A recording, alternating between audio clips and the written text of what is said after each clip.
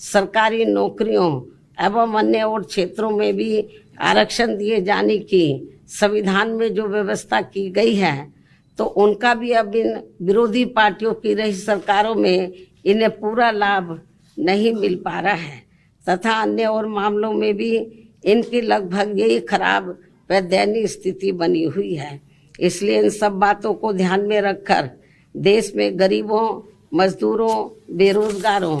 तथा बहुजन समाज के सभी वर्गों के लोगों को बीएसपी से जुड़ना तथा इन्हें फिर सत्ता तक पहुंचना बहुत ज़रूरी है। किंतु इन्हें यहाँ ये बात भी ज़रूर ध्यान में रखकर चलना होगा कि ये लोग अपने इस मकसद में कामयाब ना हो सके, तो उसके लिए यहाँ सभी विरोधी पार्टियाँ अंदर अंदर एक होकर व किस्म किस्म के साम दाम दंड। सबसे पहले आज मैं अपने जन्मदिन के मौके पर आप सभी मीडिया बंधुओं को व आपके माध्यम से पूरे देशवासियों को तथा बीएसपी के सभी छोटे बड़े पदाधिकारियों,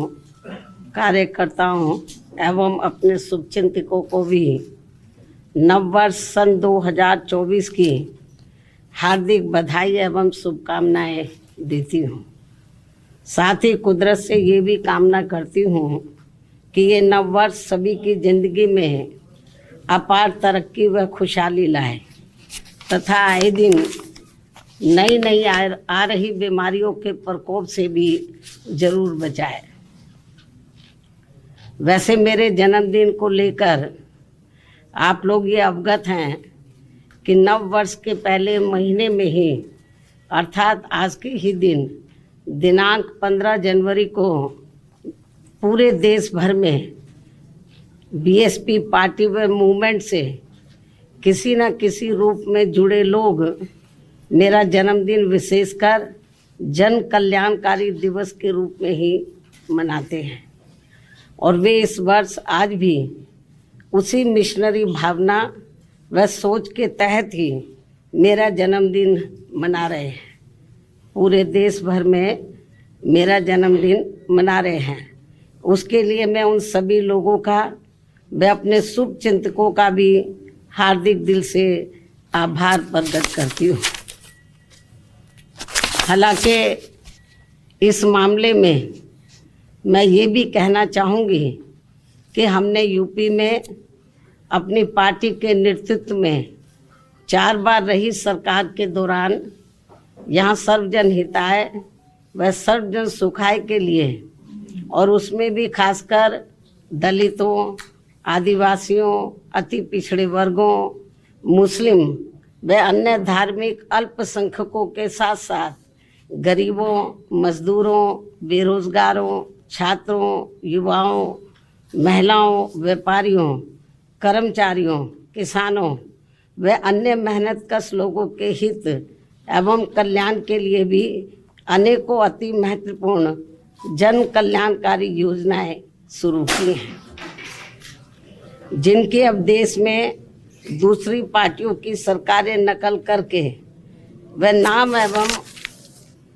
थोड़ा स्वरूप आदि बदलकर भुनाने में लगी हैं। किंतु उनकी जातिवादी, पूंजीवादी, संकीर्ण व सांप्रदायिक सोच होने की वजह से उनका इन्हें सही से पूरा लाभ नहीं मिल पा रहा है और अब तो इनको केंद्र व राज्यों की सरकारों द्वारा गरीबी, बेरोजगारी व महंगाई आदि से मुक्ति दिलाने की बजाय तथा रोटी रोजी व रोजगार के भी साधन उपलब्ध कराने की गारंटी देने की बजाय इन्हें फ्री में थोड़ा सा राशन आदि देकर अपना गुलाम व लाचार एवं मोहताज और बनाया हुआ है। जबकि हमने यहाँ यूपी में अपनी पार्टी के नेतृत्व में 4 बार रही सरकार के दौरान इन लोगों को वर्तमान सरकारों की तरह अपना गुलाम व लाचार एवं मोहताज ना बनाकर बल्कि इन्हें बड़ी तादाद में सरकारी एवं गैर सरकारी क्षेत्रों में रोटी रोजी एवं रोजगार आदि के साधन उपलब्ध करा के व इनकी गारंटी देकर काफ़ी हद तक इनको अपने पैरों पर खड़ा भी किया है। साथ ही इन्हें मान सम्मान व स्वाभिमान की जिंदगी बसर करने का भी काफ़ी मौका दिया है, जो वर्तमान में हमें कहीं पर भी होता हुआ नज़र नहीं आ रहा है। और अब पिछले कुछ वर्षों से केंद्र व राज्यों की भी सरकारों द्वारा अपनी इन सब कमियों पर पर्दा डालने के लिए जिस प्रकार से धर्म व संस्कृति की आड़ में राजनीति की जा रही है, तो उससे अपने देश का संविधान एवं लोकतंत्र मजबूत नहीं बल्कि कमजोरी होगा।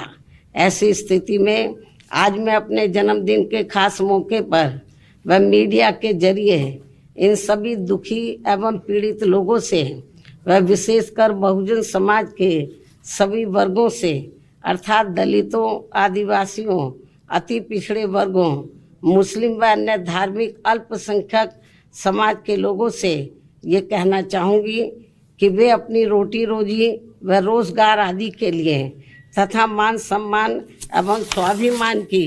जिंदगी बसर करने वे अपनी वर्तमान एवं आगे आने वाली पीढ़ी की बेहतरी के लिए भी अपने संतों, गुरुओं व महापुरुषों में भी खासकर महात्मा ज्योतिबा फूले, श्री छत्रपति शाहू जी महाराज, श्री नारायण गुरु, परम पूज्य बाबा साहब डॉक्टर भीमराव अंबेडकर एवं मान्यवर श्री कांशीराम जी आदि के बताए हुए रास्तों पर चलकर अपनी एकमात्र हितैषी पार्टी बीएसपी को हर मामले में जरूर मजबूत बनाना है तथा जिनके हित व कल्याण के लिए मैंने अपनी पूरी जिंदगी भी समर्पित की है। साथ ही केंद्र व राज्यों की भी सत्ता खुद अपने हाथों में लेकर बाबा साहब डॉक्टर भीमराव अंबेडकर द्वारा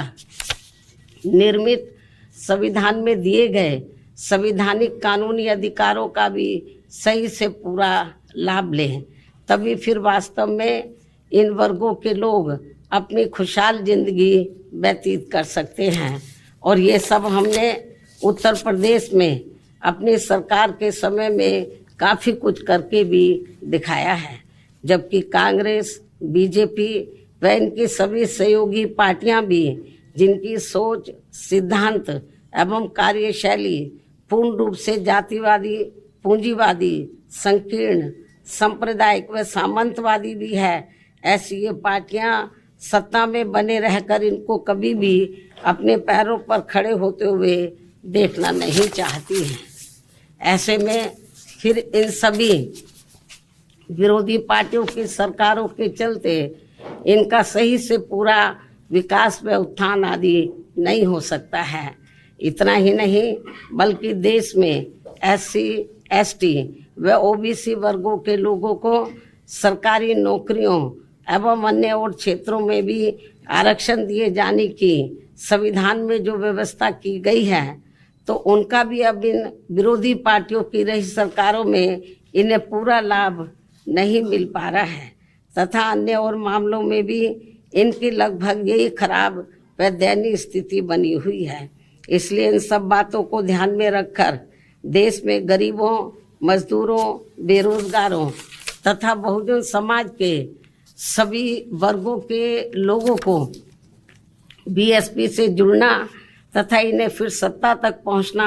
बहुत ज़रूरी है। किंतु इन्हें यहाँ ये बात भी जरूर ध्यान में रखकर चलना होगा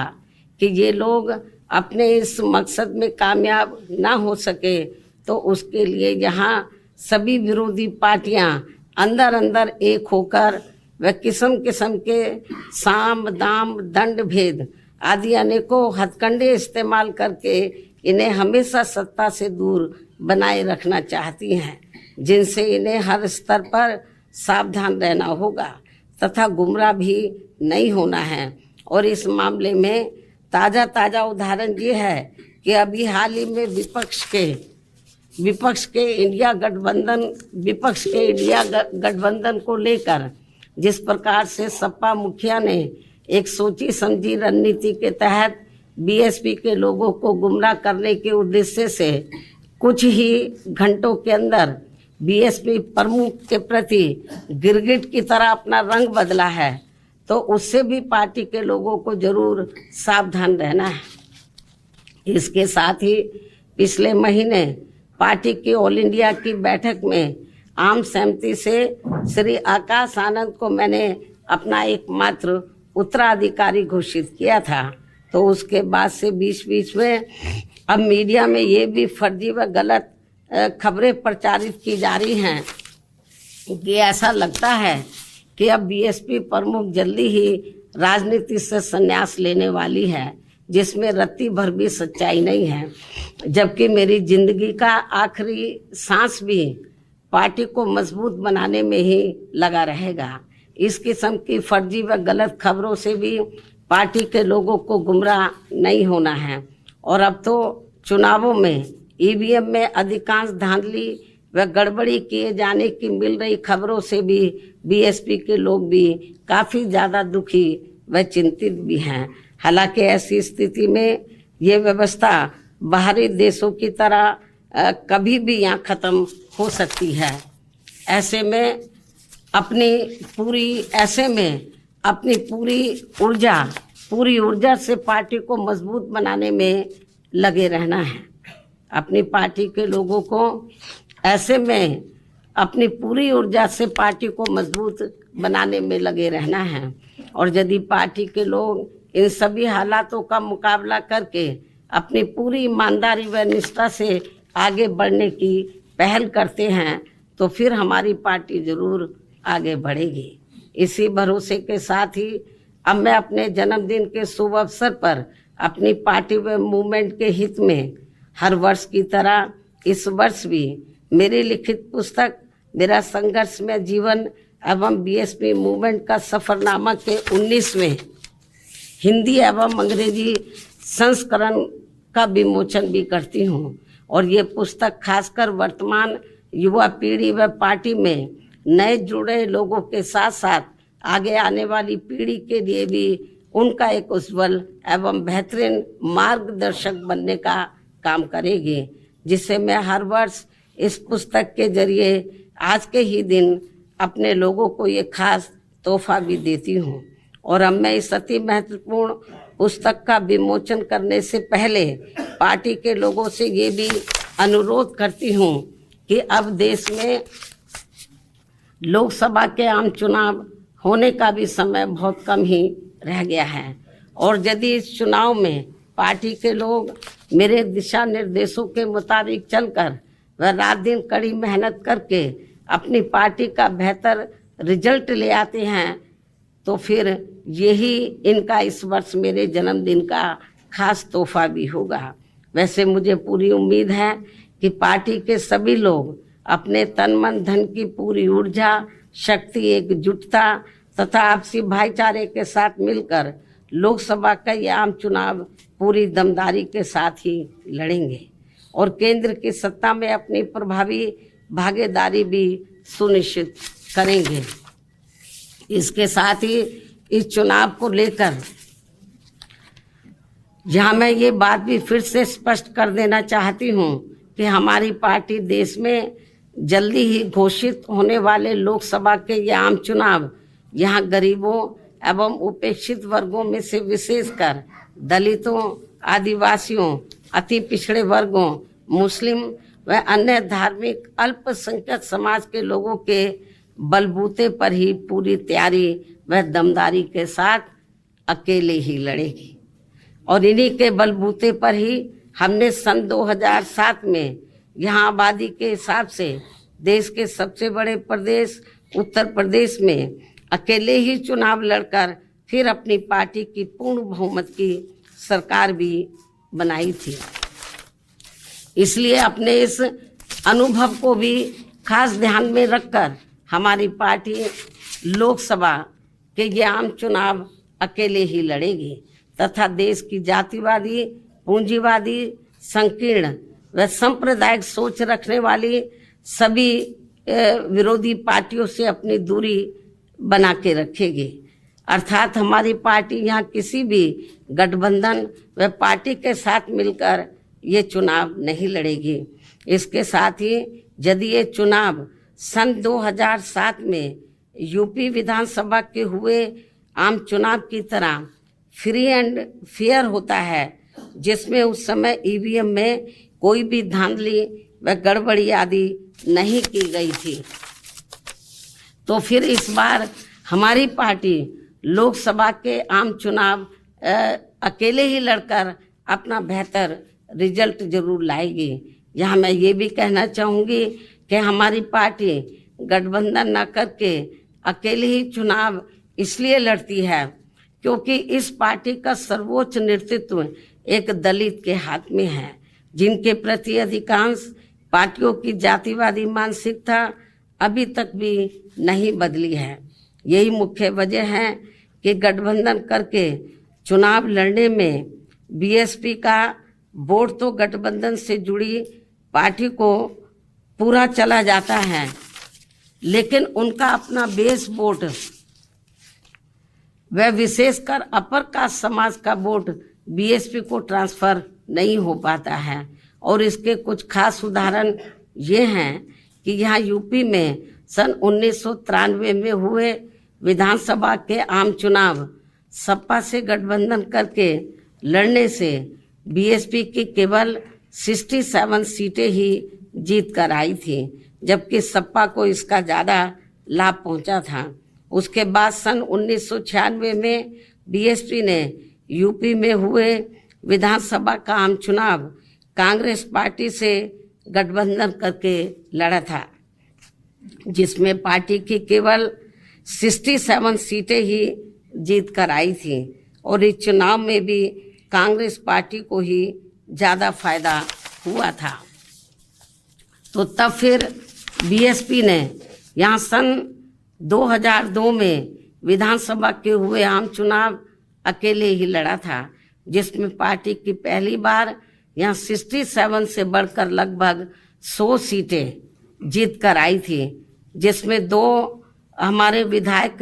सिंबल ना मिलने की वजह से समय से इंडिपेंडेंट जीत कर आए थे। उसके बाद सन 2007 में यूपी में विधानसभा के हुए आम चुनाव में बीएसपी ने फिर से अकेले चुनाव लड़कर यहाँ अपनी पूर्ण बहुमत की सरकार भी बना ली थी, जबकि उस समय ये चुनाव ईवीएम से ही हुआ था, जिसमें शुरू में कोई धांधली व बेईमानी आदि नहीं हो पाई थी। साथ ही यहाँ लोकसभा आम चुनाव में व देश के अन्य राज्यों में भी अकेले चुनाव लड़कर खासकर वोट प्रतिशत के हिसाब से पार्टी की काफ़ी अच्छी स्थिति रही है। लेकिन पिछले कुछ वर्षों से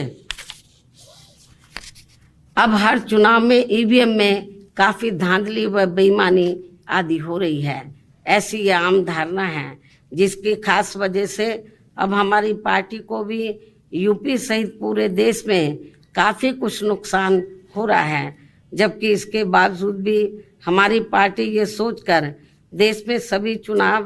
पूरी तैयारी व दमदारी के साथ लड़ती है कि पता नहीं कब ईवीएम में धांधली व बेईमानी आदि करने वालों का सिस्टम फेल हो जाए, तो तब फिर संबंधित चुनाव में सही रिजल्ट आ सकता है। हालांकि अब ईवीएम के विरोध में काफ़ी आवाज़ें भी उठने लगी हैं। ऐसे में ये सिस्टम कभी भी ख़त्म हो सकता है या फिर इसमें कुछ परिवर्तन भी किए जा सकते हैं। इसलिए हमें पार्टी के जनाधार को बढ़ाते रहना बहुत ज़रूरी है। हमारी पार्टी के लोगों को अपनी पार्टी के जनाधार को बढ़ाते रहना बहुत ज़रूरी है। साथ ही गठबंधन को लेकर खासकर मैं गठबंधन के बारे में बताना चाहती हूँ। साथ ही गठबंधन को लेकर पार्टी का ये भी मानना है कि इस मामले में अभी तक का अधिकांश अनुभव यही रहा है कि गठबंधन करके चुनाव लड़ने से हमारी पार्टी को फायदा कम व नुकसान ज़्यादा होता है तथा इससे पार्टी का वोट प्रतिशत भी कम हो जाता है और फिर बीएसपी से गठबंधन करने वाली पार्टी को पूरा फायदा पहुंच जाता है। यही मुख्य वजह है कि देश में अधिकांश पार्टियां बीएसपी से गठबंधन करके चुनाव लड़ना चाहती हैं, जबकि हमें बीएसपी के हित को भी देखना बहुत ज़रूरी है। जिसे मद्देनजर रखते हुए अब बीएसपी के लिए पार्टी व मूवमेंट के हित में अकेले ही चुनाव लड़ना ज़्यादा बेहतर होगा। लेकिन अब किसी भी चुनाव के बाद हमारी पार्टी खासकर कमजोर एवं उपेक्षित वर्गों के हितों में केंद्र व राज्यों की सही बनी सरकारों में व उनकी ज़रूरत को ध्यान में रखकर अपनी उचित भागीदारी के आधार पर शामिल भी हो सकती है। लेकिन चुनाव मिलकर नहीं लड़ेगी, चुनाव के बाद का मैं आपको बता रही हूँ, क्योंकि ऐसे में अब पूर्व की तरह पार्टी बाहर से फ्री में समर्थन देने वाली नहीं, ताकि अपने लोगों के हितों में कुछ जरूरी कार्य होते रहे। संक्षिप्त में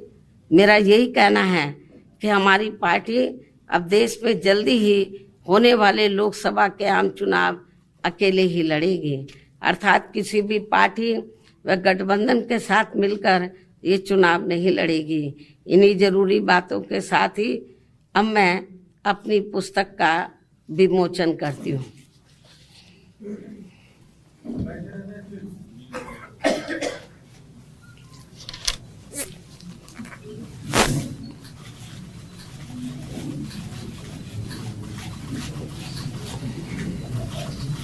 मायावती जी, देश के तत्कालीन प्रधानमंत्री पहले ये काम तो हो जाने दो।